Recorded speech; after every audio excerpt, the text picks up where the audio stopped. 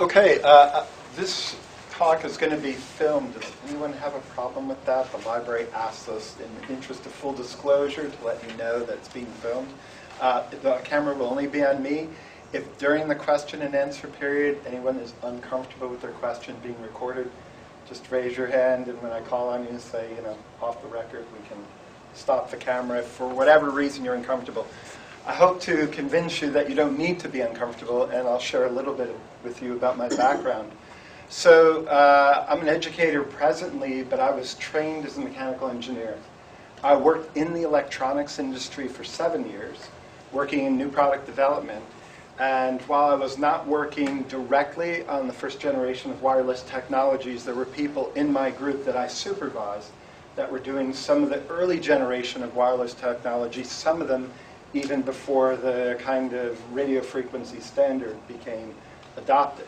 So I had 7 years in the electronics industry and ended up with 17 patents in which I'm listed as the inventor or co-inventor on. After being an engineer, I left and went into education. I was much more interested in the question, how do you have a thought that no one has had before? That's really the essence of new technology, is that aha moment.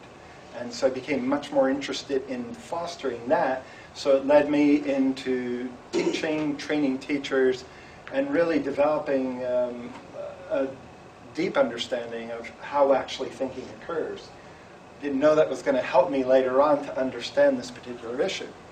The third element that I'd really like to share with you is in 2006, I developed electrosensitivity myself. You hear about these people who've developed these symptoms, and those symptoms were present in me for about 2 years. The major symptoms were, I had vertigo almost continuously for 2 years, almost had to give up driving a car. Very sensitive to any electromagnetic source. I told people, you can put me in the passenger seat, drive me down an interstate, and I can tell you where the cell towers are within probably 100 feet. It was that sensitive. I had a place up in the Adirondacks where I actually live full-time now for other reasons more than electromagnetic, but it's nice to have that. And I could literally tell them within less than a quarter of a mile where you would drop back into cell phone service. I could feel the difference, and all of a sudden their phones would kick up. So for me, this experience is not just theoretical, it's experiential. And when I get to that part, you can say a little bit more about what some of those symptoms look like. The symptoms are a lot better. I can function in the world in ways that I couldn't. But I later found out that there was a story done by Popular Mechanics maybe 4 or 5 years ago, in which they noted that the group at Nokia, and remember one of the first generation cell phone manufacturers was Nokia, that design group, 50% of their engineers became electrosensitive. And the story featured the leader of that particular group who became so electrosensitive he had to live in the middle of nowhere. And it wasn't even that you could have your phone on airplane mode. You couldn't bring it. He could actually sense it, which was way more sensitive than I was. So I can speak to you from my work as an engineer in the industry, from my work in new technology, as somebody who's electrosensitive, and then also kind of this, how it works on human beings in terms of the educational component, and can point toward collaborations I've done with a few physicians or stories I'm aware of. No one, including myself, is an expert on every aspect of this issue. It's a very subtle and sensitive issue. Nevertheless, for me, there's a certain level of reality to it that I hope to educate you along.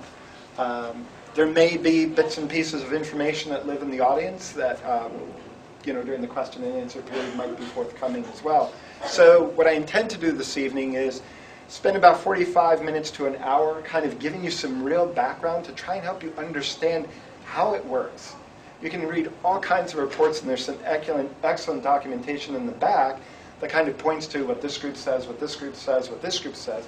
But very few people actually understand the technology and how it works. Or in a place where the kind of A to B studies and comparisons just make things so clear that I think we can see there's something that needs to happen.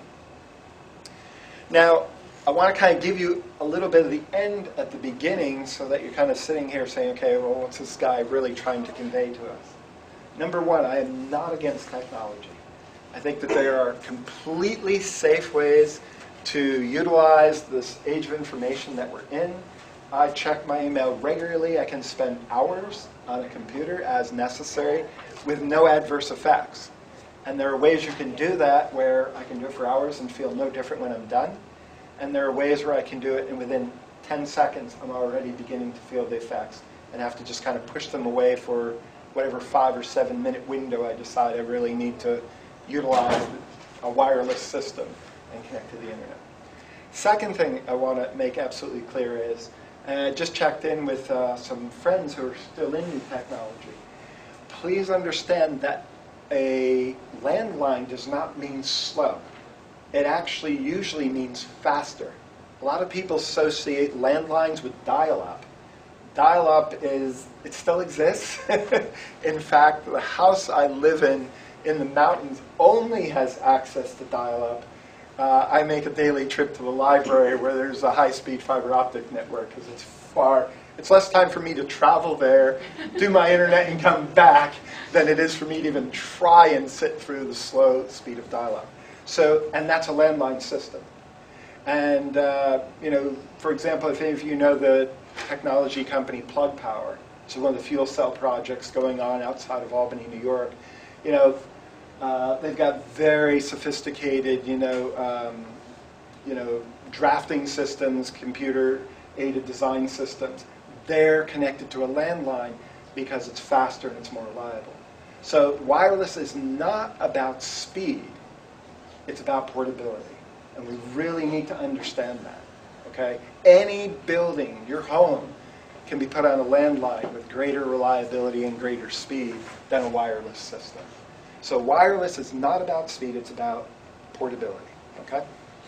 And then the last thing I want to say is that even if you choose wireless devices, I think every human being needs to make that choice for his or herself. When you start having a community, say a church or some kind of a place of worship or school or corporation or home, we may get to the point, I think it's time to get to the point where we have a certain kind of agreement where it is and where it isn't. To me, it's kind of like smoking. We had designated smoking areas and designated non-smoking areas. Some people are very sensitive to cigarette smoke. I'm pretty immune to it. But it turns out for who I am and what my biography is, I'm sensitive to the wireless, I'm not the world's greatest wine taster. Coffee, it all tastes the same to me. I'm not even a coffee drinker. Cheese, yeah, I can tell you a little bit about cheese and some different flavors. But, each one of us has certain areas we are sensitive to, and then areas we're less sensitive to. So just because you personally aren't sensitive doesn't mean it isn't having an effect. So my hope tonight is to give you enough of a sense of it so you can begin to make your own decisions. And like I say, at the end, you can make that choice. And if you choose to go still wireless, there are definitely things you can do that'll be far safer. And if you walk away with that, then it's a successful evening.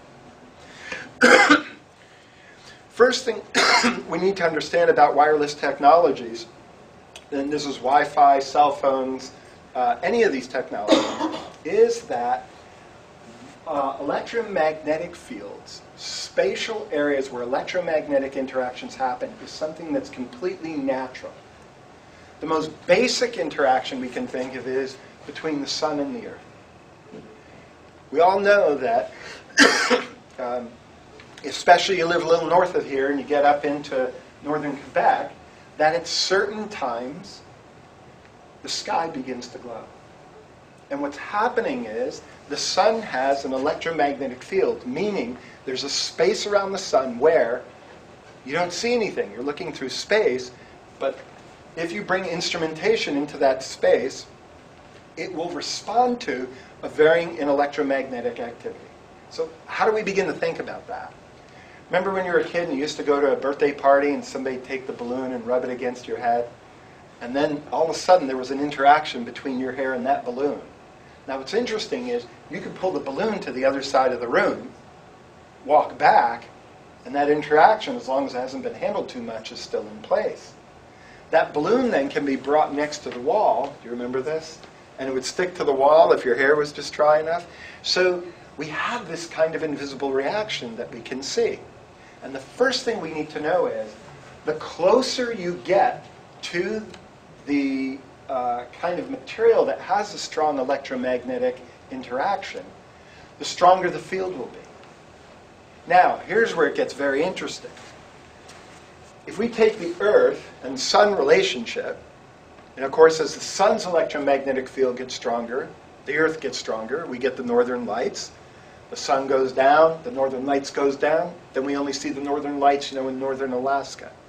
When it gets really strong, you even get them here. Every 3-4 years, you're about the same latitude as I am. You get a little bit of a view of the northern lights. The Earth's electromagnetic field is strong because the Sun's field is strong. If you want to look at it in modern language, to see it in the northern lights in Boston, you need 5 bars on your cell phone. Maybe 5 plus, okay? You get 4, maybe you get Montreal, 3, northern Quebec, 2, Alaska, 1, you've got to be essentially at the North Pole. So, you understand that it varies with distance. Now, here's where it gets really important.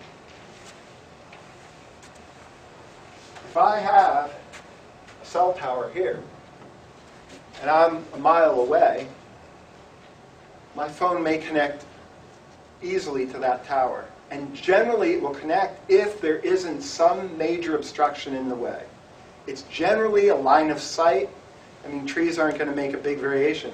But if you have a big mountain in the way, or a big set of buildings, it's actually going to interfere with your connectivity. If you cut the distance in half, you might think your cell phone signal strength just doubled. It's a square law, so it doubles. It's 4 times stronger. If I take my original distance and go to 1/4 of the distance, now it's 1/4 squared, that's a 16th. It's 16 times stronger. And so one of the first things you can learn about electromagnetics and Wi-Fi is the closer you are, the stronger the field is. Now your cell phone's designed to work, let's say 2, 3, 4 miles away. It's very different if you have a system that's designed to work from 10 feet than if it's designed to work from 2, 3, 4 miles away. And this becomes important in Wi-Fi in buildings and structures when you start designing a Wi-Fi system for a larger space. If you're not just trying to get a wireless system in your living room, you only need one kind of signal strength. If you need wireless system in a big office building or in a big warehouse facility where they've got lots of computerized robots working and they're all communicating, with inventory and things of that nature, or you get into, a large meeting space of people, then you need a system that's going to be able to communicate over that greater distance, and it starts to increase with the square. So the larger the space, you don't need to double the size. You need to start quadrupling and moving into orders of magnitude larger. So I've already given you a little bit of a sense of how this technology works through space invisibly, that it's a line of sight distance, but the closer you get, the stronger the system becomes. And we'll say a little bit more about that. Now, if we look at wireless technology, it was actually first brought onto the scene by this famous inventor of the early 20th century, Nikola Tesla. And Tesla was a pioneer, absolute pioneer, in this whole idea of using wireless communication. His work was understood by almost no one. And in fact, he is responsible for the alternating current system we have here in the United States presently and essentially around the world for power transmission. This has nothing to do with wireless, as opposed to the DC current or direct current that Edison was advocating. So Tesla was so far ahead of his time that very few people understood how he was able to do this. When he died, his work became classified. It was taken into the military. It was utilized in World War II, and this history is important because it was utilized by the British Americans in being able to track airplanes coming over on bombing runs from Germany. And one of the things they found is, if they took the atmosphere and they created an electromagnetic presence, let's just say, and varied it and pulsed it at a very high frequency, and I'll say just a moment how to think about that, that what would happen is they could actually see a little bit over the horizon, and objects made of metal would reflect back that electromagnetic pulse in a way where they could know there are planes coming, get prepared. There's a bombing run coming over. This had tremendous advantages and was a super secret during World War II. Now, when I say they pulsed it, you have to pulse it at a certain variation. If you just turn it on, everything becomes electrified and nothing changes. So what happens is it's pulsed. And we measure the pulse in something called hertz. Now, it sounds complicated. Hertz was an electrical investigator of science in the 19th century. But here's an easy way to think about it. If you know music, you listen to music, and it's got 1 beat per second. Okay, that's 1 hertz. 2, that's half notes. See? 4, 8. And then I can't do faster than 8. That's where I stop. So all we're doing is it's like turning on a light, on and off, 1 time per second, 1 hertz. Twice a second, 2. 4 times a second, 4. 8 times a second, 8. You have to pulse the electromagnetic field in the order of, most cell phones now, 900 million times per second. And when you get to wireless, and now the smartphones are working at the same frequency, not 900 million, but 2.5 billion to 5 billion pulsations per second. That's how fast we're pulsing. Okay?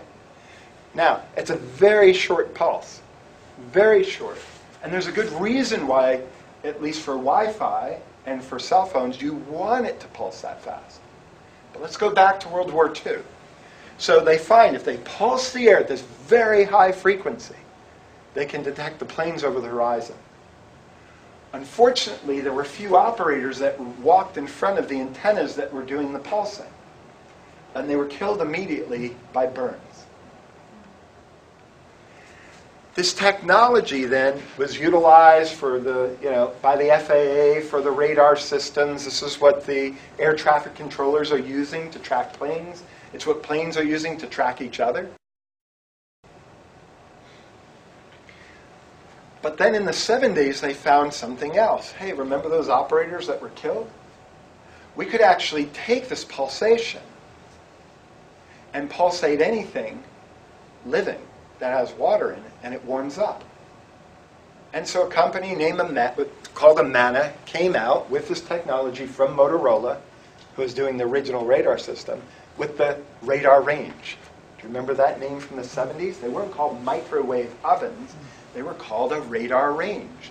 They're called a radar range because this warming device worked on the same basic principle as the radar that was developed in World War II. Now, I share this with you because it's kind of interesting that a device used for kind of looking over the horizon was then used to warm food. And what happens is it takes the food and it pulsates it so fast that usually the cells inside begin to vibrate at such high frequency they burst open.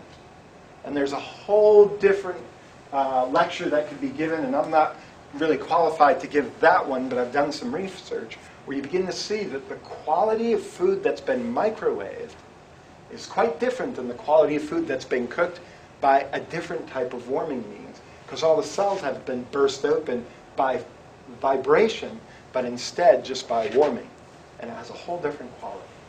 Okay? A different topic to be researched at a different time. when these devices first came out, these microwave ovens, the Russians actually forbid them to be sold. They said, we understand this technology. Remember, if you don't know, Nikola Tesla is an Eastern European. He was Serbian. And as an engineer, one of the things I learned was that different cultures have a different affinity for certain aspects of technology. So, give you a couple examples. Japanese automobile manufacturing.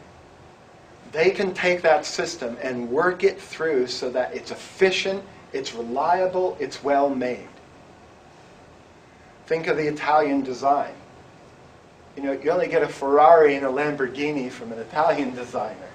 It may not be the most reliable automobile, and I assure you they're not, as somebody who used to work on cars. But yet, there's an appearance and a flair in their design that's second to almost no one.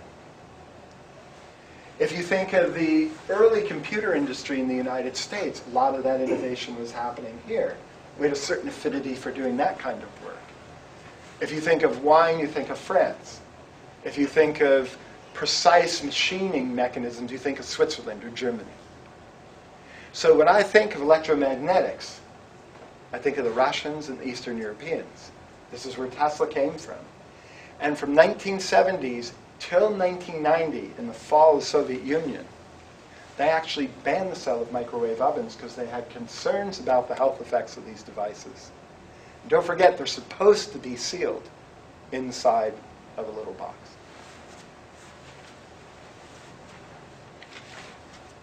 In 2008, the Russian Health Ministry actually commissioned a report on the safety of wireless technologies.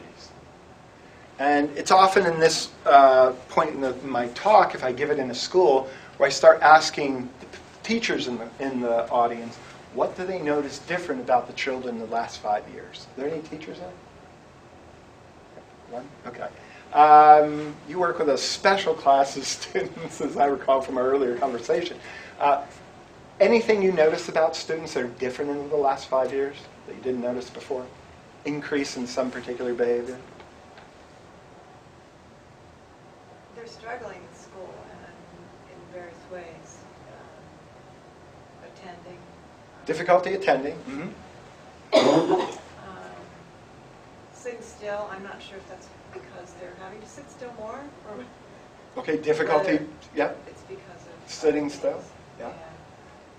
You might also find an increase in sleep disorders, Right. increase in allergies, Yeah. an increase in ability to concentrate and focus, which you've kind of said. So in 2008, the Russian Committee on the Russian National Committee on Non-Ionizing Radiation Protection issued the following report.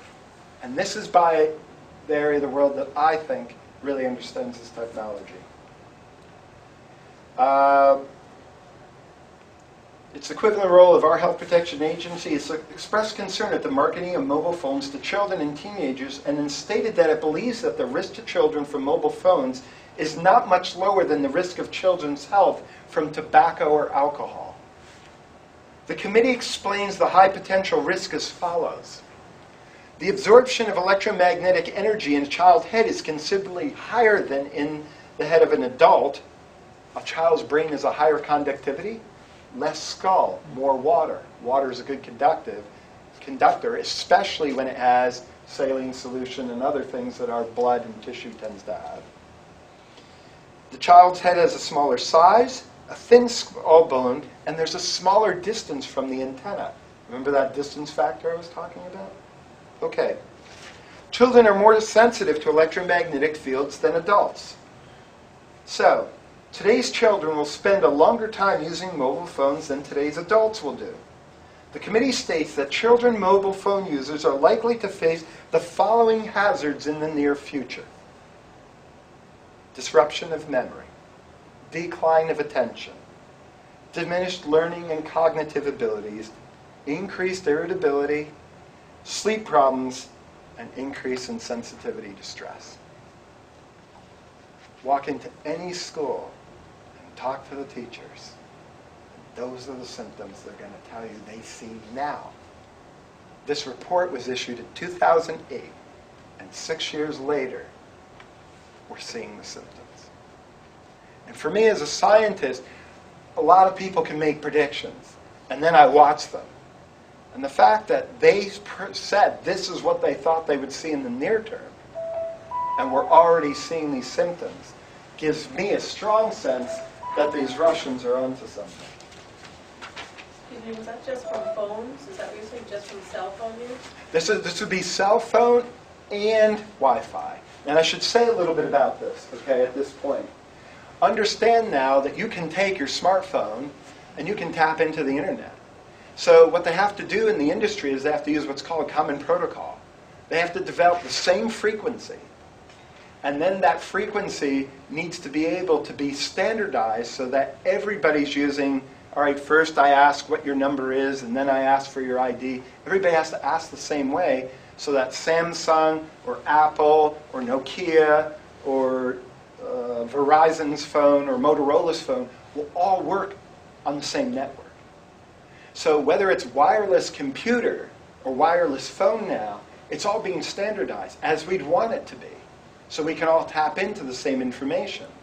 But the result then becomes, whether it's a cell phone or whether it's a wireless computer device, it's now at the same frequency with the same types of issues, although we'll see there's variation in the devices and how you use them. Does that make sense? Okay. So, in the midterm, here's what they say these people will see in their midlife. Brain tumors and tumors of the acoustical and vestibular nerves by the age of 25 to 30. Long-term effect, Alzheimer's disease, dementia, and depressive syndrome, and other degeneration of the nervous structure of the brain at the age of 50 to 60. Now that's something we're used to seeing in the later 70s and 80s and 90s, and they're saying it's going to move down.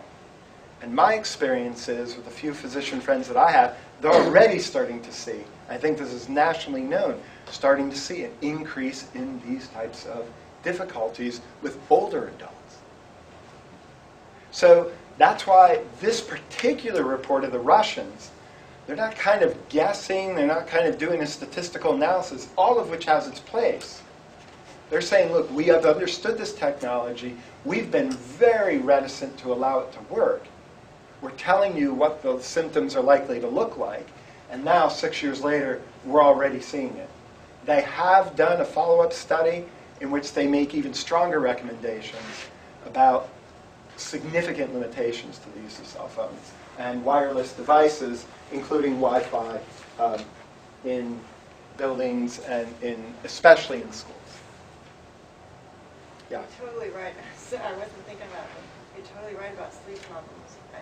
I've had middle school kids say they can't sleep, and I never knew a 12-year-old boy that couldn't sleep at night.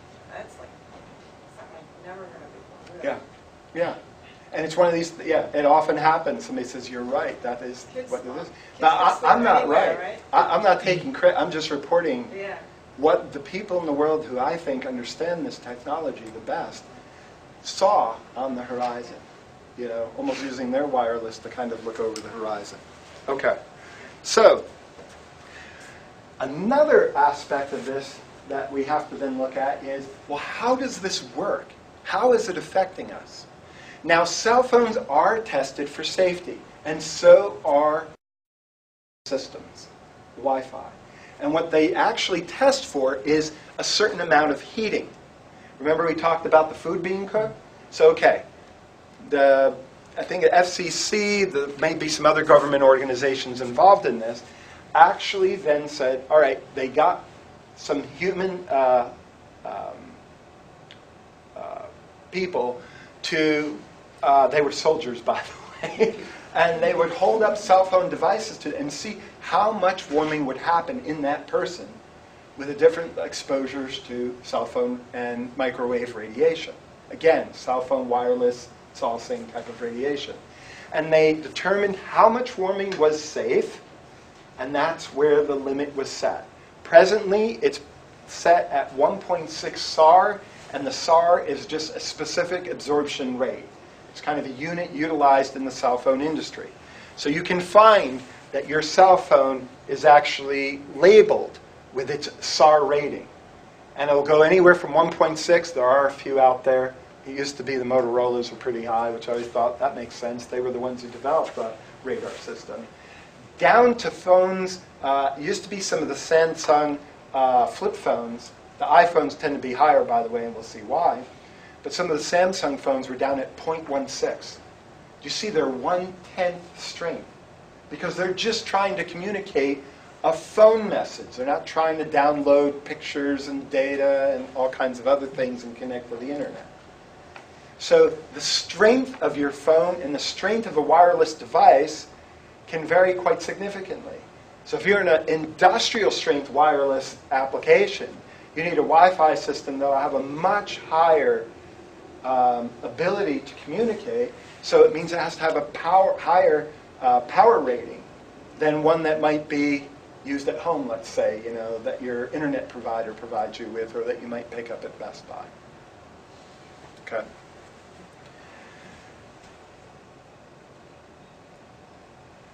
These two elements are not the only way that this technology can affect a human being. Now remember I talked to you about this vibratory frequency of the electromagnetic field, that it has to be pulsed. Turns out that if you begin to look at the human being, not only does a human being have what's called a bioelectric field around them, they actually have a bioelectric field that also works at different frequencies. And if somebody's really interested in digging into this, I highly recommend the book by a physician named James Oshman called Energy Medicine, in which he teams up at one point with some professors at MIT to actually measure some of these fields in a human being. Now this is really subtle, but we all know that these fields are measurable for the following reason.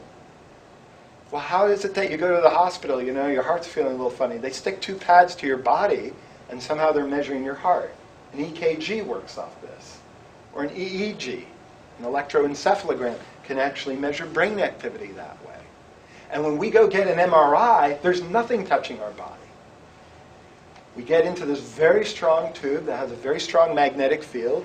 It turns on, your field kind of decreases, and then as your field springs back, as expressed to me by an MRI technician, there's the ability then to measure a little bit of that field in your body, and that's how they then convert the electromagnetic intensity to a visual image, and lo and behold, then you get this sometimes color, sometimes black and white image of what's going on in your body.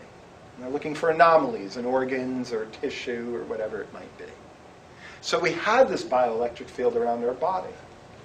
When these researchers went into underground rooms, shielded the Earth's electromagnetic field, because remember the Earth has one with the sun,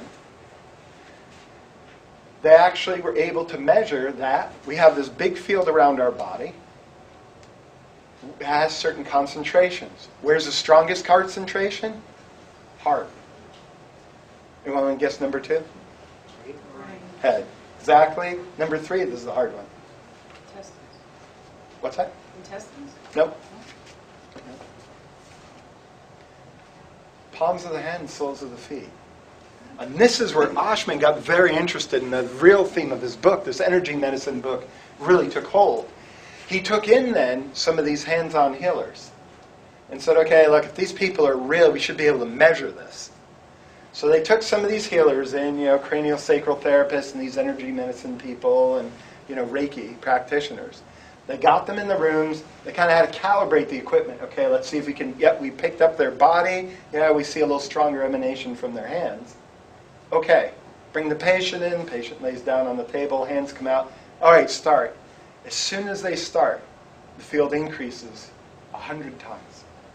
Not 100%, 100 times. And what do they find? It has this natural variation. And there are different frequencies associated with different organs and different types of tissue. And the highest frequencies are those associated with our nerve sense system, with our thinking capacity. And that's interesting because in some of the early tests, looking at Wi-Fi and cell phone effects on human beings, one of the things they found was it stimulated the thinking. Well, that should be good, right? I mean, yeah, you're taking your test and, give me a little dose of that Wi-Fi and I'll think a little harder. But what happens is, if it's on 24/7 around you, your body actually never develops the ability to relax. There's your sleep problems. There's the irritability. And there's the anxiety. Now, I worked with a physician in Canada, or a psychologist in Canada, excuse me, who we started to look at some of these symptoms of these people who had the electrostress. And what do these symptoms consist of? Well, we've named a few of them, but number one symptom usually, heart irregularities. They start having heart palpitations and heart irregularities. Second, anxiety. Third, real sensitivity, can't sleep, very nervous. And as we were looking through these symptoms, and she herself had become electrosensitive as well as I, she recognized these are exactly the same symptoms of patients who have PTSD, post-traumatic stress disorder. That it begins to look like an anxiety-producing illness. Is it just mental, of course, is the question. Because how this technology works is, if you grab and I don't recommend this, if you grab the power line in your home accidentally, I did recently wiring a house, you can feel the 60 hertz. Actually, that was the most exciting thing about it. Wow, you can feel it vibrating 60 times per second.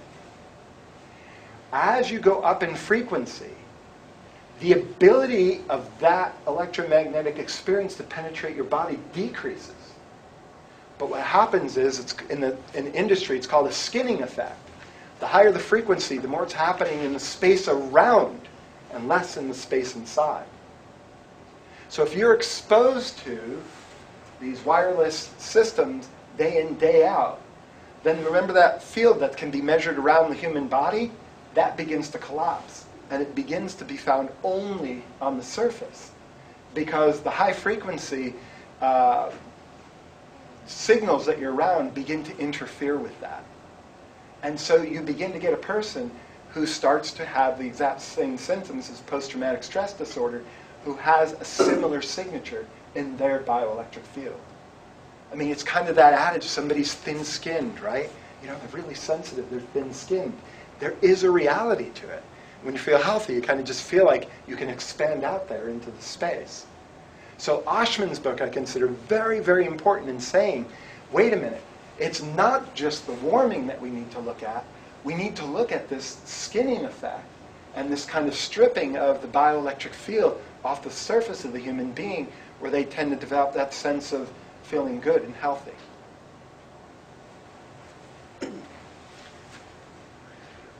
Where it gets even more interesting now, the final click, how does this electrosensitivity finally take hold, is the following. How many of you have ever been part of a choral group or a singing group of any kind, even if it was like in school and you weren't so good? Especially if you weren't so good. Did you ever have the situation where the person next to you was off key? Like perfectly off key?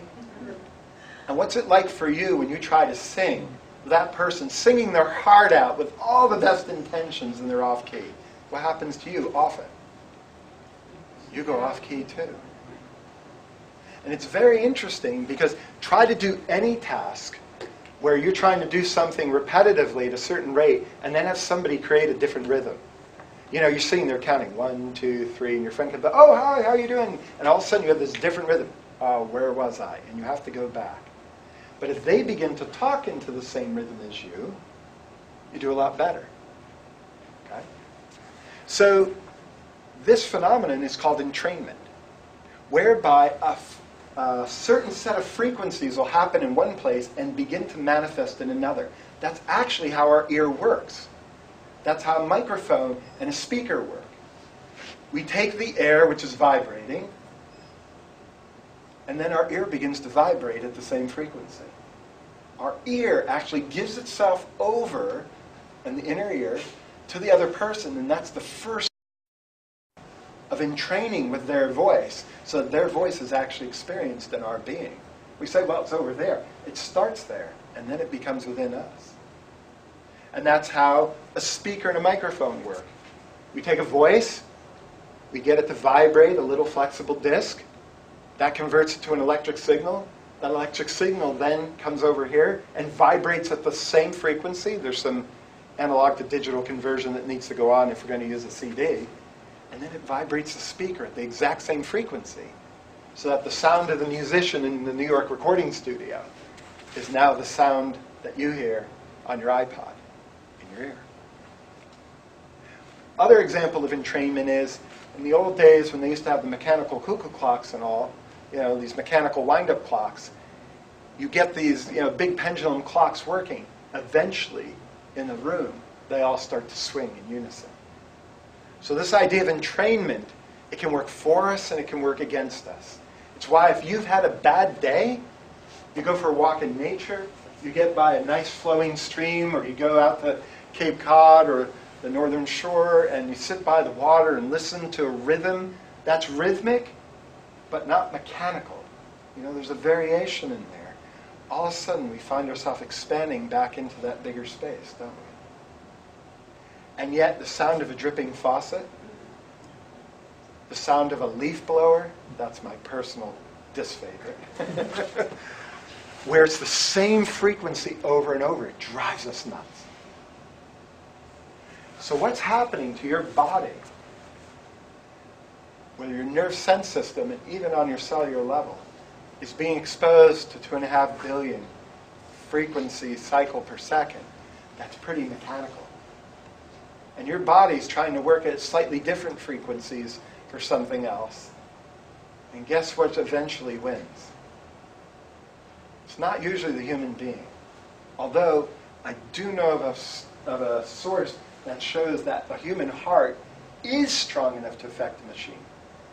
And the timing on this story is really creepy, but that's why I never forget it. It was September 8th, 2001. You see what's coming in 3 days? And there was a story run in the New York Times, somewhere, one of the B section or somewhere later. I'm sure it was in the Boston Globe, too. Story run in the New York Times in which scientists had found that if there was a human being who had a cell phone on them, if they rang the phone was changed slightly by the strong field of the human heart if the phone was on the person than if it was off. And so they said, and this is why it was creepy, imagine there was an earthquake and a building collapsed.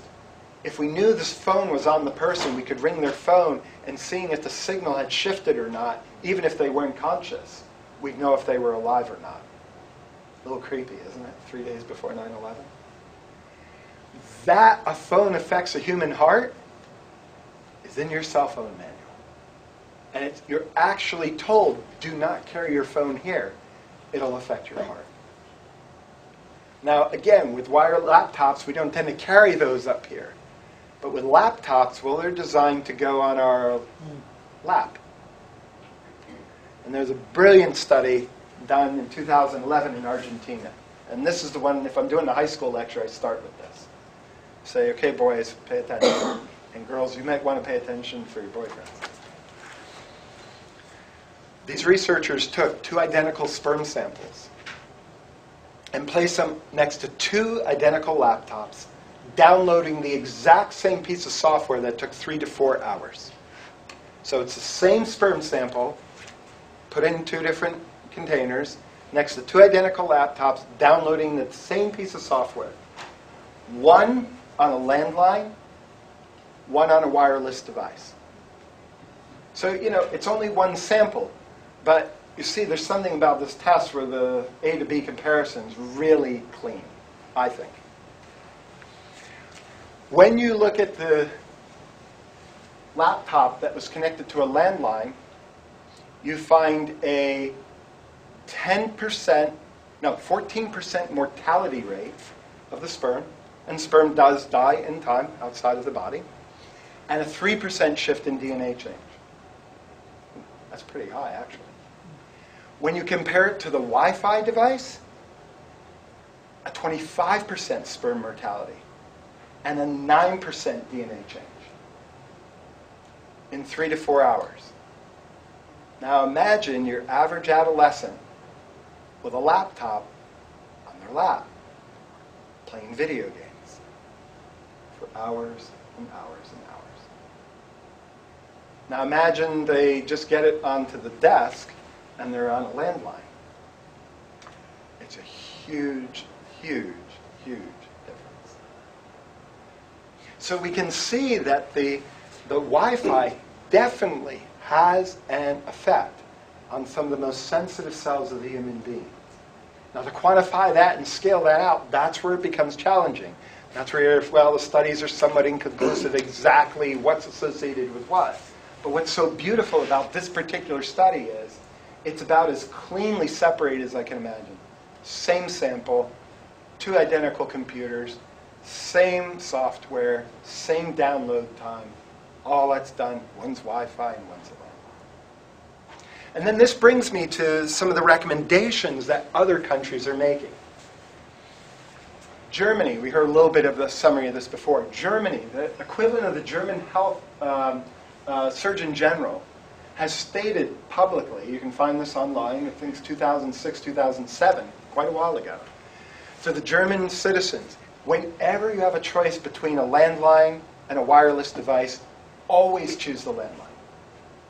I'm not saying, well, maybe you should. Always choose the landline. He's not saying he's forbidding it. He's saying whenever you have the choice, choose the landline. The French government has gone as far as to actually forbid the marketing of cell phones to children 14 and under, and to actually forbid the selling of cell phones designed for children 7 and under. Okay, anything geared that's clearly geared, you know, with, I don't know, I don't even know who it would have on it. It wouldn't be Mickey Mouse. I don't even know who, you know, would be the figure that they would brand it for that under 7-year-old. But they see the concern. And the English government has said children 13 and under 14, should only use a wireless device in emergencies when nothing else is available and for very short durations of time. I find it interesting. Once they're 15, it's okay.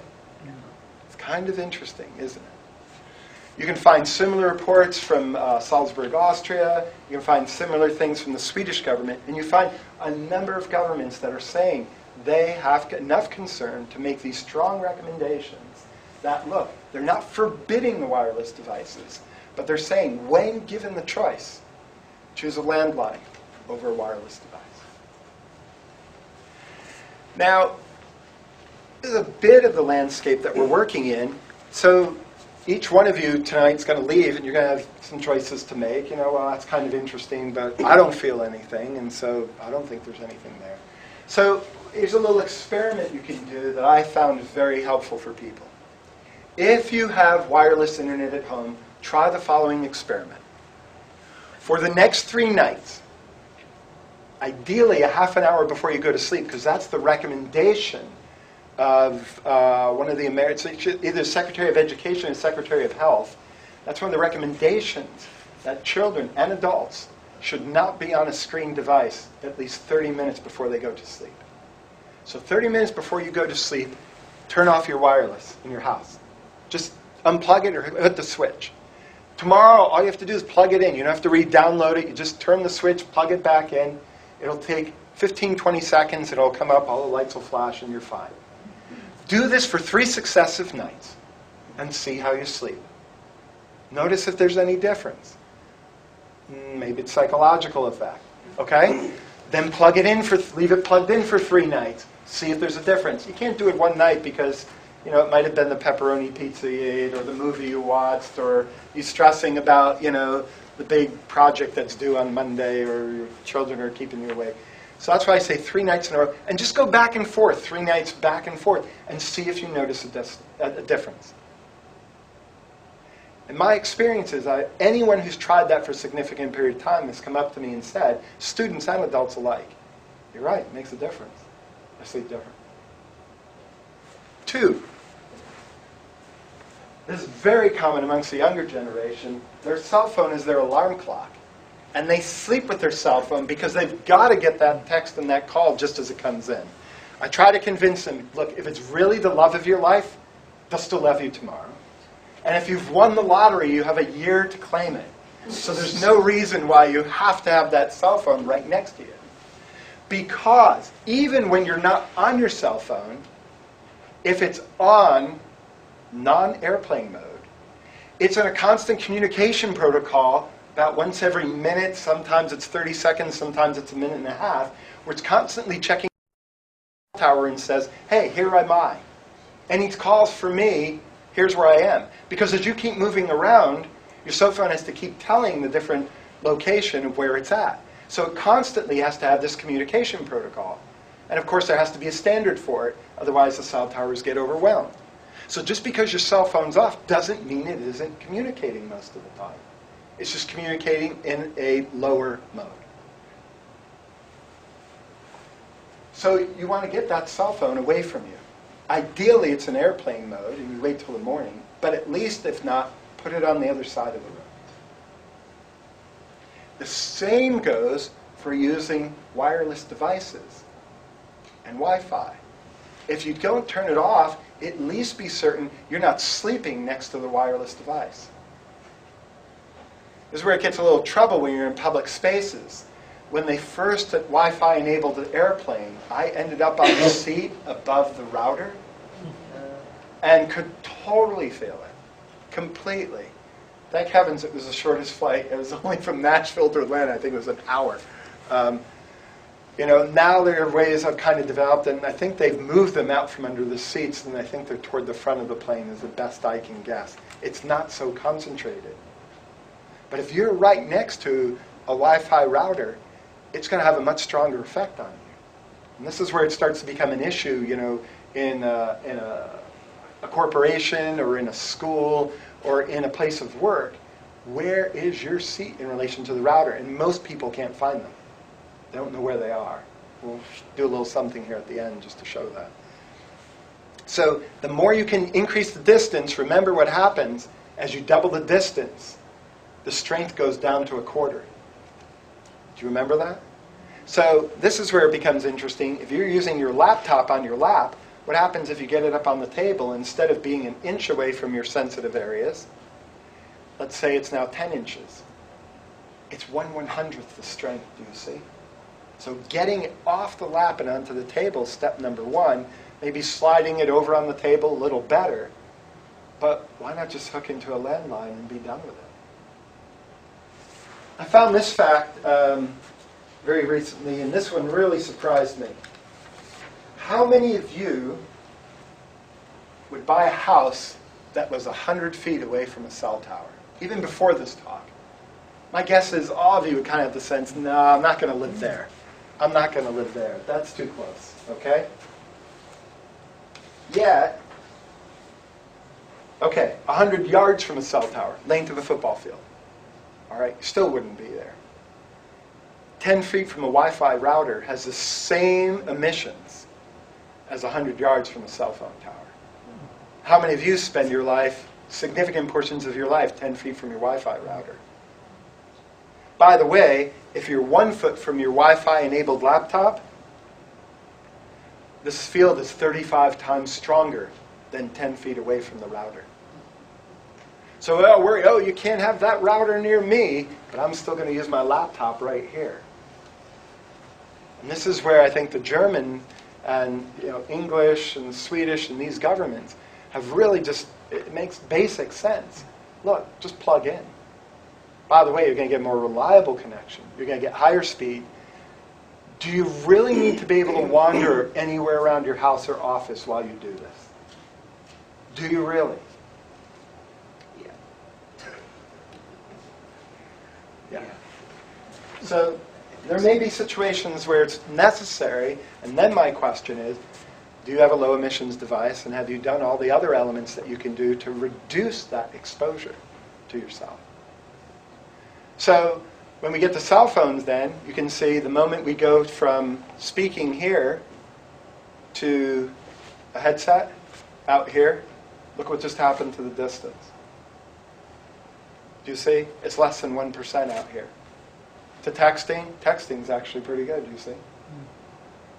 Now you get a low emissions phone. By the way, it's going to be what my students call a dumb phone. And there are some occupations where you need to be connected to the internet, but most of the time you don't. And if it's really a question of safety and health, that's the choice that we all make. That's the choice we all make. So this idea of utilizing landlines whenever possible, increasing our distance, going to hands-free headsets, texting, low emissions phone, trying to ideally have a mechanical router, not a wireless router, with an Ethernet that has some level of portability, at least around one side of the desk to the other, I think would solve many, many of these types of issues. But the idea that a whole city should be wireless, that it should be accessible anywhere, that then we have long-term exposure that these Russian studies are already beginning to point to. Look, they've made some predictions, and they've been right so far. And like I say, from my perspective, these are the people that know this technology. They live, eat, and breathe it. To me, it gives me significant pause to say, I wouldn't want to be living in that as a regular basis. Now, it's kind of my own choice, and I don't want to get into too many of the details, but I'm happy to answer any of them as necessary. I do not avoid airplanes. I do not avoid airports. I do not avoid coming into this library and knowing that I can feel the Wi-Fi. By the way, I feel it in my throat. If it's a computer, sometimes I feel them down here. It's not so comfortable. I used to feel the earlier 900 megahertz in my heart. Okay, that one's basically gone. This one I still feel. This one I still feel. It's even to the point where anyone had an Apple 4S that was on close to me, I could tell you it was an Apple 4S because it actually feels different than the other phones. I'm not jumping on Apple, but it's that distinct. I get picked up in an airport, giving a talk, and I wouldn't even turn to the people. I'd just say, "Do you got an Apple?" "Yeah." "4S?" "Yeah." "Okay, good, just checking." But for those of us who don't have that, there's another way we can do this, and that's to use an EMF meter. This is a German device, and I came in here and I thought, I wonder where all the wireless devices are in this room. So we can go treasure hunting just a little bit. Somebody want to be the holder? Somebody want to try? Come on up. Come on up. Okay, we'll just get up just for a minute. Or you don't have. You could sit, and he can walk around. Okay, so this is measuring in microwatts per square meter. A watt is a measure of an electrical energetic area per square meter. And basically, anything over 0.1 microwatts per square meter on the European standard is considered not a good space to be sleeping. It should be 0.1 or less in order to be sleeping. So that's kind of the benchmark that we're using. We turn the system on. We'll just hold it right here. You can be the holder. Read the instrumentation. Okay, so we're at about, where are we at? Right, let's get a more sensitive scale here. There we go. Now, I'll turn the volume up for the clicking. So what are we reading in this room? We're hovering around 5 to 10. Okay, so 5 to 10 microwatts per square meter. High for sleeping. Somebody's cell phone just got a signal. What are we at now? 200? And it maxes out at 200, so we have to change the scale. Now what are we at? It's varying all over. Where were we? It was like 1,300. It was 1,300 for a while, so somebody just got a pulse of information on their cell phone. Because I'm still holding it. My Okay. wife asked me where I am. We're now up to 400. What did you say was the German limit? 0.1 for sleeping. Yeah, so we're up in the hundreds, 400, 500. I'm going to take it away from you just to see. If it's me,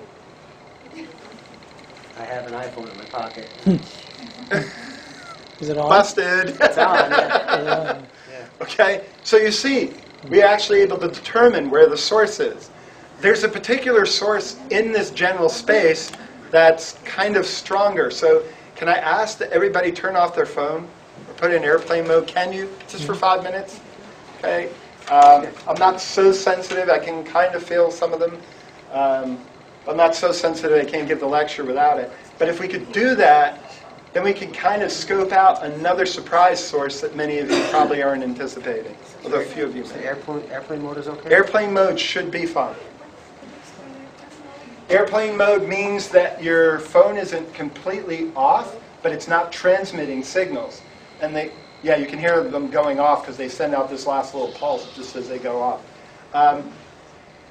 The airplane doesn't want you interfering because the frequency is kind of close. Their frequency is a little higher. The airplane doesn't want your phone interfering with their frequency of communication, especially in takeoff and landing when they're most vulnerable. So you don't have to shut your phone off completely and put it on No. Airplane mode means your phone can be on, it can tell time, you can look at your data, but it's not going to transmit wirelessly. Okay, your laptop will do the same thing, although, you know, if I happen to be on a flight and have to use wireless, traveling all day and have to get a couple emails, I forget to turn it off all the time. Until I'm on it the next day, and I'm just like, oh, turn it off. Okay, so I'm just going to take a little walk here. I'm going to the back of the room. Everybody's wondering, is it bad? Is it under your chair? No, it's not. So I've got 70 here.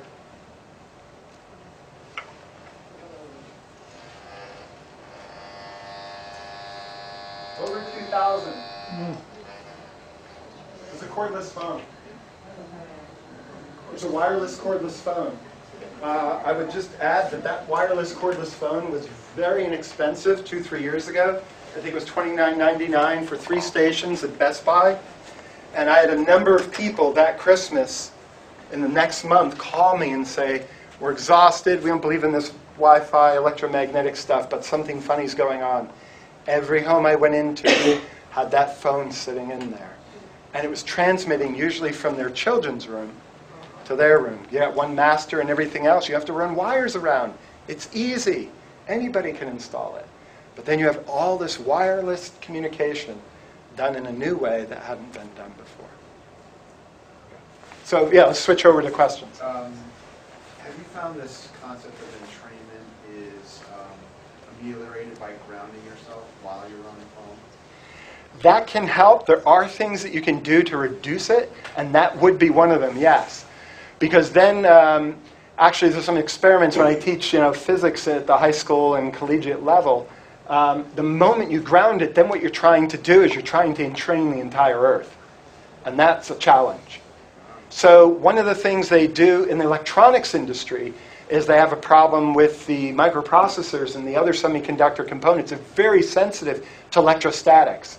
Let's say you're working in California, which isn't known to have a very humid environment, and you're doing some assembly, making a model of the next iPhone.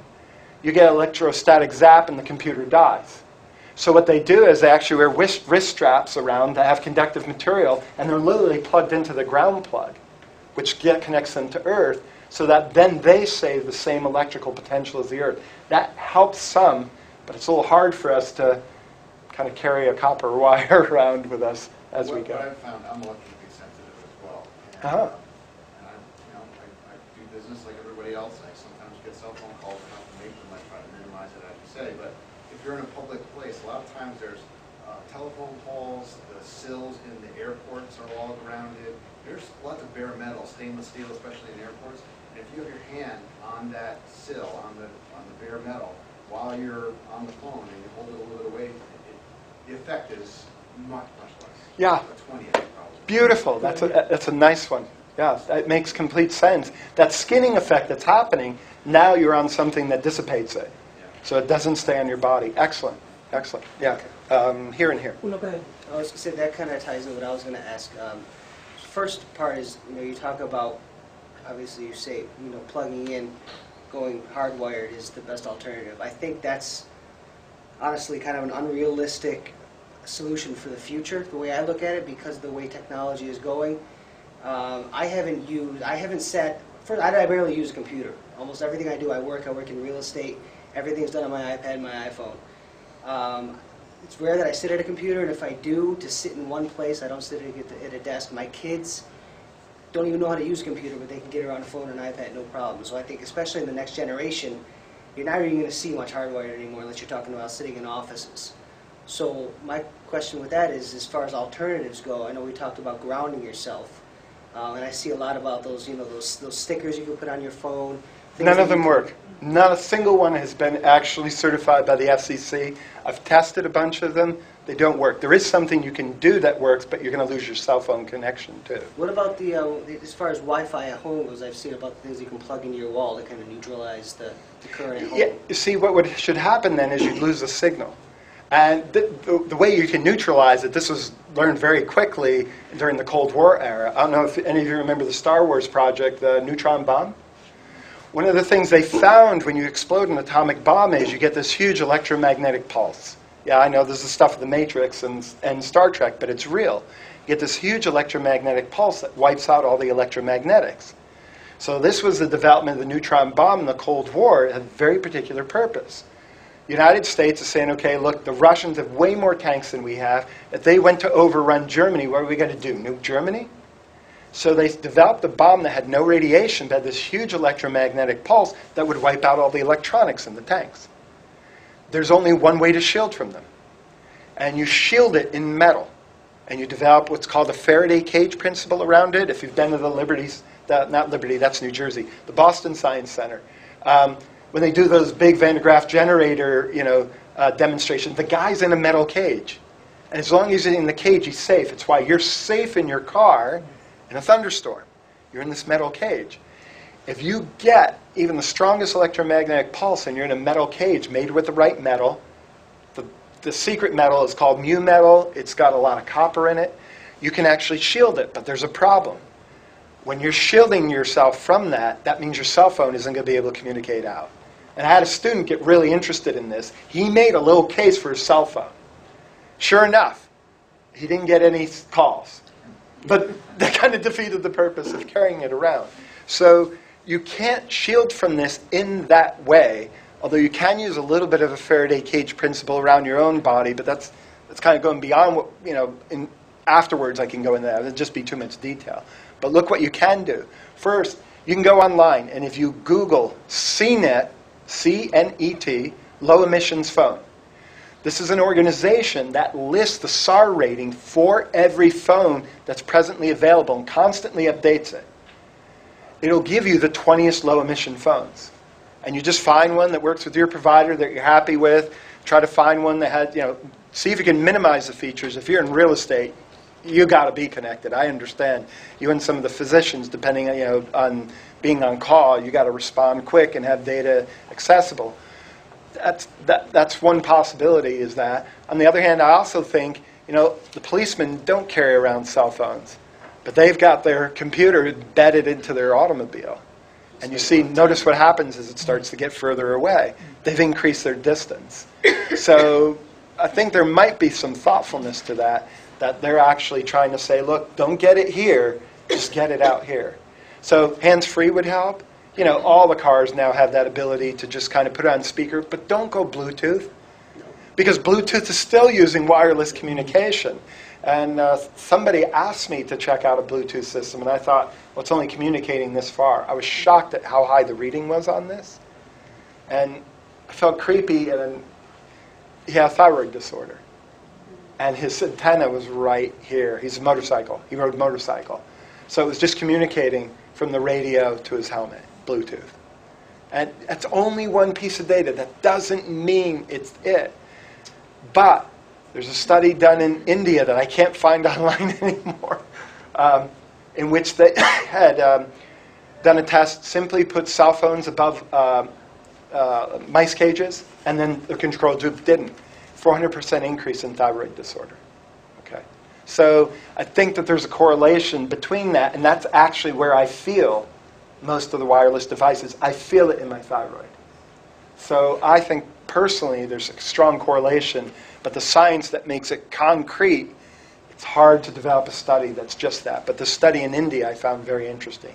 You won't find anything in America. Okay, here. Well, I just want to mention the baby monitors. You know, people have the baby monitors, and they have them next to the baby's heads. They're wireless? Yeah. Oh. Well, right? I mean, don't people have them? I mean, they put them right next to the baby's head. And I'm saying to myself, my God, that's the worst thing you could ever do. It is, actually. Yeah. It is. Because their skulls are very soft and thin. Just for the women's side, and this is a bit speculative, but remember when I spoke to you about the psychologist I work with? When we were talking about the male issue? She was very quick. She's also got a background in environmental science, so she's an environmental science psychologist. Interesting, that's why I work with her. And she said, don't look for the problems in women in this generation. It's in the next. She said, remember, the eggs in a woman are in their body already at birth. Mm-hmm. And when they're young, they're exposed to all that radiation. It's going to show up in the next generation, the problems in the women, whereas in the men, you know, what is it, the sperm only lives 66 days or something, you know, and then it dies and the next one comes. So in the men, it's much more accessible. It's outside the body, so it can be exposed all the time. But especially for girls and women, it's actually in the earliest years that you want to actually create the greatest level of protection. Because as they get older and develop more tissue and more mass and, you know, more dense hips and all, and a bigger body, the effect is going to be greatly, greatly reduced. So this is a little bit her kind of projection into the future. But, you know, personally, I wouldn't want to wait a generation to at least share that as a possibility with people. Okay, there was a hand here and here. My question is, what are you doing to get this information into the schools across this country? And have you been in contact with the schools in this town about, I'm just wondering. Yeah, I kind of, you know, all my work is done by invitation. I don't market myself. I totally old school and believe if we've got work to do together, then let's do it. So, no, you know, particular schools have sought me out. Somebody interviewed me in the spring and just wanted my opinion on something, and then wrote an article, you know, with my name on the, with my permission at the end, because I kind of have this unique biography that knows a lot about it. But, you know, if there's a school that's interested, I'm happy to come in and talk about it. I'm not trying to get anybody to go one way or the other. I'm trying to just get people to be awake and informed and say, make a conscious choice. Right, but it'd be good, you gave us a list of things we can do. Yeah. It would be great to have that list of what the Yeah. schools can do. Yeah, I think that there, you know, some of that is in one of those pieces of information in the back. But, you know, the basic ones, the easy ones are reduce the emissions, go to a landline whenever possible. You know, my sense is wireless, put it in the administrative aspect area of the building. That's usually where you're going to need it, but you don't necessarily need it in all the classrooms. And personally, there's a whole nother conversation. Yeah, I know. There's a whole other conversation. I'll just put it out there. We can talk about it later. As an educator who's, I mean, I travel internationally speaking about how to develop creative thinking. I can tell you that spending time online is not it. That's the easy part. I can tell you the best computer engineers I've worked with, and I worked with some incredibly good ones, none of them touched a computer until they were 17 or 18. They learned to think first. And, you know, the school I teach in where, you know, they can use their computers at home and all, but we don't let them have access, even today, you know, except at lunch where I'm at. You know, one of them just won a NASA design competition 3 years ago. So a small private school. So it is possible to still be very contemporary. They're all using it at home anyway. So then it's a family choice. I went through this, I led this whole iPad effort last year in this town, and there's a lot of people who want those kids on iPads in kindergarten. Yeah. For a long chunk of their day, a big chunk of their day. But if you look at the Secretary of Education, and she's actually, it's very clear, there is no study that shows a correlation to early use of computer usage and any, as far as I know, any assessment that shows an advantage in education. None. And I've seen some that show a disadvantage. So, you know, even at the highest level in our country, you don't always get support there, but they're saying there's no correlation there. So personally, and it's hard to say this, but having worked in the industry, I mean, come on, if you can get the kindergartners to love your system, you've got a customer for life. And it is thought this way. I don't mean to be crass or insensitive, but that's part of a marketing plan. That's how business works today. It may not be the only reason, but it's part of it. The information that's presented, and it's not just in this school district, in many school districts, are pages from like the Apple marketing plan. They were like, they're repeated. If you see what one town's proposal is, you look at another town's, it's a lot of the same information. So it is, I mean, I'm it's not keeping up with the against whole Joneses. thing. Yeah. I'm just worried about this kind of stuff that we're talking about, Yeah. And I can tell you, having worked in new technology, innovation comes from intuition. You don't Google intuition. Okay? You don't Google intuition. Okay, I think you were patient there. I work in radio. Yep. And the incidence of brain tumors in announcers is extremely high. And they had a study about 10 or 12 years ago about RF in radio stations. And we had a very good engineer at one point who coppered the studios. Yep. And we still had 2 announcers, both dead because of brain tumors. You got to be careful of copper, and you got to make sure the signal's outside and you're in. Because if you're in and you copper, you've just magnified it hugely. I'll give you a concrete example. But Go you ahead. mentioned that, so I'm just telling you that waves coming in affect even adults. So Oh, yes. you can imagine what it's doing in children. Oh, yes. No question. Yeah, I agree. Okay, here. I'm just curious, why are our studies in the U.S. so different than the studies abroad? And is it because of the marketing and because of these large corporations, or so much money is being pumped into these, or they're making so much money that they're kind of influencing the studies? I would say from what I've read, I'm drawn in that direction. If some of you want like a little, this is the most powerful piece I've seen. You go home, you get on YouTube, you put in 2 words in the search engine, casualty catastrophe. Just casualty catastrophe. What will this take you? It will take you to a Russian Times. Remember the Russians and electromagnetics? It'll take you to a Russian Times piece, which is in English. It's an English news service that I discovered during the Occupy Wall Street movement because I found it was hard to figure out what was going on with mainstream press. So I went to Russia, who was like broadcasting live, and I found Russian Times, and I said, oh, well, this is interesting sometimes. It has its propaganda, too, don't get me wrong. So Russia Times, casualty catastrophe, will take you to a 10-minute piece they do on wireless devices in the United States. And the whole piece is about how can this be? And you'll find the editor of the trade journal, of the radio frequency journal, kind of, exasperated, saying, there is this huge conflict of interest in the way the studies are done and how they actually go out and try and discredit studies.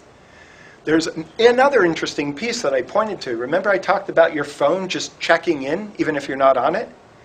Well, one of the particular cases that's interesting is they talk about women carrying their cell phones around in their breast pockets, literally.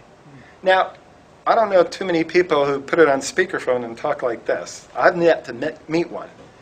But they're finding women are getting these micro tumors in their breast right where the antenna is to transmit for their phone. But if they're not answering a call, why is this happening? Remember I told you the handshaking protocol? Every 30 seconds to a minute and a half, it's kind of saying, hey, here I am. Yeah, that just keeps going on there. And that's one of the things that's in that study. So my sense is that, it's one of these things. There's a lot of conflict of interest in a lot of our government organizational situations. It's tough when there's that much money on the table. I think there's a lot of very credible, good-natured, and well-intended government officials. It's not all are bad. But it's hard to get a piece of industry like this where there's so much money on the table and so much money to be made to then say, oh, we messed up. We've got to change this overnight. My sense is it's likely that if enough people bring up concerns, it'll happen. Now, just in the interest of full disclosure, it's beautiful in this Russian Times piece. They did their homework. They describe how there is a warning on the Apple iPhone. And they tell you have to go to this tab and this tab and this tab, and then you have to click through like 5 screens, and then there's this tiny print, and it's the only print on the entire iPhone that cannot be magnified. That's the warning. That's how deeply and consciously it's buried. Go look at the Russian Times piece, Casualty Catastrophe, in YouTube. And then you see that, and it just grabs your attention. You realize there is at some level a consciousness that this is not good and that they don't want this information easily accessible, but they have required by law that it be printed. Another thing that's worth noting, by the way, and it's also in this piece, I had found it also in my own research, there's already legislation in place. There cannot be a class action lawsuit against the wireless communication companies. And that should point to something. Why is that in place already? Why do you have to have legislation forbidding that? You know, we don't have a class action lawsuit against bad teaching or against, you know, emergency room physicians or auto mechanics. You know, we don't have a ban on that, but there's already one in place on wireless communication devices. And then we have the FCC. The standards for the FCC are so outdated. So we're all being radiated. And whereas it's 1,000 microwatts per square centimeter, whereas in Europe it's 0.1 microwatts. We're all being irradiated because the FCC will not do its job and look at the biological effects of this junk. And instead, they just ignore. They ignore it. Its job is to make sure that the telecommunications industry is doing well. That's right. Yeah, my sense is usually if you get into some of these figures, you find there's some working with both influences, and then there's this tussle. I mean, you know, we've seen it with a few other issues. You know, the Russian Times piece, they talk, look, smoking, and then asbestos. And that shifted. You know, we now can eat butter without feeling too bad, right? And a fair amount of salt now, that finally, you know, as long as it's the right salt, sea salt, not the processed salt. So my sense is in time this comes out, but the key thing is for people to, first of all, wake up to how it basically works. Secondly, make their own choice and then begin to talk about it. And then when enough people are talking about it, there's usually enough pressure to say, all right, we've got to make this change. It has to happen. But then there's the addiction. No one's talking about the addiction. Yeah. Everyone is so addicted to wireless, they can't put it down. Mm-hmm. So the only thing that's really going to make a difference is when the bodies start stacking up. It's got to be the bodies. What else? It's really sad, but that was... It is, but this is where, since we're the generation that knew what life was like before this device, this is where it comes to a real deep choice, or kind of the existential question. Is your life really better? And I'll do this in 30 seconds. My daughter, when she was in 7th grade, I'm smiling so it ends well because it's horrific, was walking to school, hit by a car, car landed on top of her. She was pinned under for 20 minutes, strapped to a board, medevac to a hospital. I'm in the middle of the Adirondack Mountains, 3-hour drive away. Guess what? There's no cell phone service there. I happened to be standing next to the only landline in about 5 miles radius when the call came in. I was within 10 feet.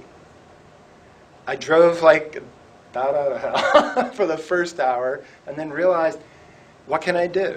If it's her time, it's her time. If it's not, it's not. I go in, I ask them where my daughter is. They pull back the curtain. She says, "Hi, Daddy." She had a bruise on her hip.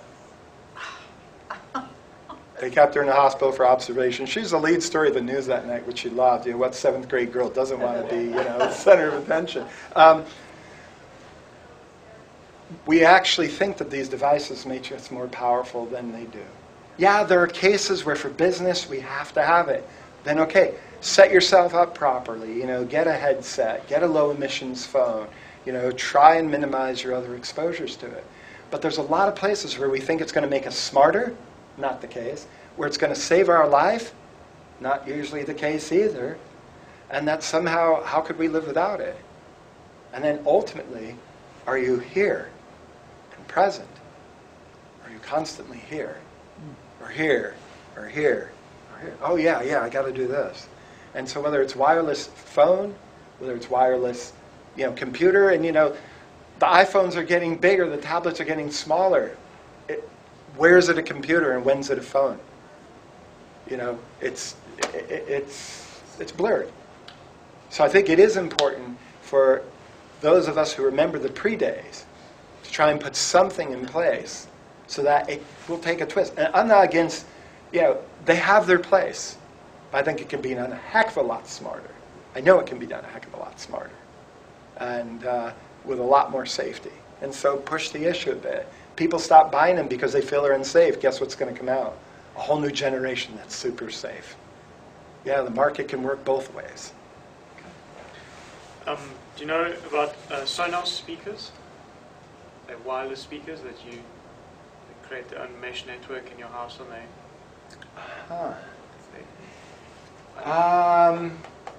yeah, so of course the question's going to be whether they have their own common communication protocol, or do they run on the internet? Can you change them from home? Change them not from home. Can you change them from the office? No, they do connect to your Wi-Fi, but they create their own network. And I'm just wondering whether they make a more intense signal in your home when you've got... Probably. I mean, that would be something where you take a device like this and go test around and see what it is. What is that thing called? This is an EMF meter, electromagnetic frequency meter. They're not cheap, no, but Where'd you get them? a friend from Germany came and didn't want to go back through security, and he didn't believe I was as sensitive as I was. And when I told him there was no signal in my house because it was aluminum sided, he thought, you're crazy. He went in my house, there was no signal. Then he went outside, and he thought his meter was broken. He went outside and he picked up all my neighbor's Wi-Fi. He said, okay, you're real. LessEMF.com. What? LessEMF.com has this one? No, it looks just like it. It is? Okay. Yeah. This is probably the German version, American version. It's very high quality. It works quite well, but they're a few $100s, right? Yeah. I think he told me it was $6.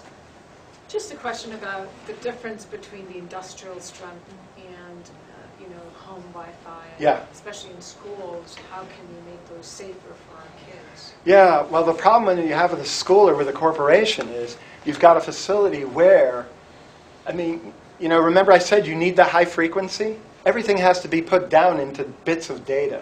So to put a color through, say you're going to transmit a picture, you have to go every pixel. And by the way, we all want high-resolution photos, right, of us on our vacation. So every little dot has to be transmitted. The color, first the location in the matrix, X by Y. Then it has to say, this is the color number for this location. And it takes a whole bunch of bits of information. If we go back 5 years ago and try and transmit a picture like that, it would take hours maybe. So now, the only way to get it fast is to increase the frequency. That's one of the things, the industrial strength, that goes to 2.5 gigahertz, which is already super high frequency, now to 5. So even more of a skinning effect, okay? Even more higher frequency. And then the second thing it has to do is, if you're going to transmit that much data, it's got to do it reliably. So the last thing you want is your signal either cutting out because it's not strong enough, so increase the power so that you're less likely to miss a bit. Because in a corporate setting, that can be a problem, and that's what the industrial's set up for. And then the second thing is, if you're in a corporation and you got a bunch of $1,000 an hour attorneys, any laptop, any phone, anywhere they're going to be, they're billing to the minute. They can't have anything drop out. So you can't have, oh, look, too many people on the system at once. So you just blast the system with as much capability as possible. So that now remember that, each phone's 1.6 SAR. Now take a space like this and put 100 phones in there. Each phone's producing 1.6 SAR. And now you need to distinguish that, so you need a very high power system. So it just takes, I was reading one of the manufacturers from, just on a trip from Silicon Valley, and I think the title of their industrial strength system is called the Beehive. Yeah, that thing must be buzzing. It's really an interesting image to think of that hum that's actually happening in space. And that's what I experienced. Today I had to go buy a headset so I could use my laptop and Skype as a plugged-in landline as a portable phone. you see, then I don't need a cell phone, and it's all landline. So, yep, I got it. Okay. Can I just ask one question? Yeah, hold on. We got about 5. Let me just finish this, and we got about 5 minutes, and then I'll finish and just take individual questions. But I walked into Best Buy. Totally, you can feel the industrial strength. The place is just humming with electromagnetics. Everything's communicating everything else. Yes. What are people arguing against your point? You know how there's always another point of view. What are people saying to you that they're disagreeing with? Usually they do it based on the heating and say that, well, of course we're safe, it doesn't burn us. But the moment they hear the entrainment, to me, that's the game changer. And this is where, as I talk to physicians who know even more about the body, and I've been doing some work now to try and catch up with some of them, or at least understand their language more, that's where the physicians are starting to get really interested in saying, this makes sense. Because the whole body is working off these bioelectrical components. I mean, on a cellular level, the sodium-potassium pump works off of a biochemical imbalance at very high frequency in some cases and at low frequency at others. And once those high frequencies start entraining with the wireless devices, you get overwhelmed. Too much information coming at you all at once. But now it's on a cellular and biochemical level. Okay. Can I just, this is Too no quick. good. This is Bluetooth. This is wireless. Yes. It's no good. I should get something else. Well, we can test it at the end here if you want, real quick. But But the I'm. best route is to get something plugged into my phone that's like a... You got it. And okay. they're supposed to have a filter. Most of them do, but you can just ask if they have a filter, because sometimes it would just transmit the signal up. All right. But most of them have a filter. You'll feel a difference. All right, so headset. And when I'm in my car, do not do Bluetooth? Do not do that. Okay. Yeah, just use speakerphone. Use the speakerphone. Just use speakerphone. Or some of the cars have speakerphone built into the speakers of the car. That's awesome. Bluetooth is wireless. Yeah, I have a friend who communicates me with that way, Okay. And, they're just driving along in their car and their phone's in, and, I talk to them about it, and they feel a difference. They say, my car feels cleaner. Doesn't feel so, kind of like that. Last Well, I question. was just going to comment. I'm a medical oncologist, and I treat adult oncology patients.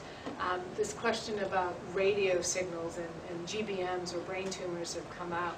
And there have been randomized international studies, especially with cell phone use as well, that have really not panned out that the risk increases due to the cell phone because of having cell phones. And the GBM or brain tumors in general go up.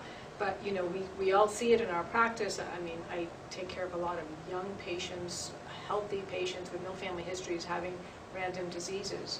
So clearly, we understand there's something in our environment, and something that we're putting in our body, something around us. Yeah. It's all part of the big system that's making cancer incidence and prevalence going up, for sure. Yep. So it is very frightening, especially to think about our children, what we're exposing them. Yeah. Well, and that's why, to bring it back, kind of to this point I started to get by in the beginning. Look what the Russians were saying. And now just let's keep that in mind down the road as you start hearing about this increase in dementia in a younger and younger population. Is exactly the phenomena that you would expect under these types of conditions. So from my senses, it's telling me, you got to be really careful. I noticed that the guy who's in charge of the library kind of went like this 5 minutes ago. So in 2 minutes we finish. We'll just take this last question. Pediatric neurologist at the Mass General Hospital in Boston just did a review of the 70 published studies linking childhood autism to exposure to Wi-Fi's in pregnancy and early childhood. So there are now 70 studies making that link, and I think that's not even beginning to get out there. Wow. I think it was Martha Hebert, if you want to follow up. Absolutely. Yeah, I've talked with one of the key physicians at one of the children's hospital. He was at the last talk I gave, and he had like the last word that you just did, and pretty much said kind of thing you're saying and you're saying. He said, I can tell you as a physician who's a key person in one of the children's hospitals in this city, it's absolutely happening. It's absolutely happening. If you can get them on film, if you go around and you're meeting a lot of I make videos on this. If you can make little snippets of doctors saying that's something that hasn't been done before. Yeah. It requires courage. Well, I think a requires lot courage. of awareness, and that's why we're here. Yeah. But this is where this is why I do this. I can bring the engineering side and point toward the medical, and then the medical, it's a conversation back and forth. Because the amazing thing for me is, while this whole thing's going on with Wi-Fi and all, look at all these energy medicine modalities that hospitals are taking up. I know a hands-on healer that works at Albany Medical Center on staff, and anyone during an operation can request her at the side of their bed during her operation, because the hospital says, hands down, when she does her work, the recovery time for the patient is decreased. So they don't push her on anybody. I've met her, I've talked with her, she's a very interesting woman. But the fact that it can be used on the positive side is also a reality. And it's funny that the two are happening in some ways simultaneously. Doesn't mean it heals everything, but they do find a decrease in recovery time to the point they put her on staff, and anyone can request her. I don't think she's the only hospital. We do use radiofrequency ablations for tumors as well. Yeah. So a lot of that work is being done in cancer medicine as well. But I think the effects on our body, we're still trying to figure those out. Okay. How long have you been doing these talks, and how far wide have you? 3-4 years, and it's as people request. It takes courage to really look at this, because it's something that's early on in the game. But as somebody who worked in new technology, if you're not courageous, you develop a hunch what's real and what's not, and then the data starts to support you. Do you know about the Bioinitiative report? I've just heard of it. The Bioinitiative report has over 2,000 studies about the biological effects of wireless. Just go to the library, Google it, Bioinitiative report. There was one in 2009, and they updated it in 2012. It is shocking. Got every kind of study going, period. Thank you very much. Thank you. Thank you.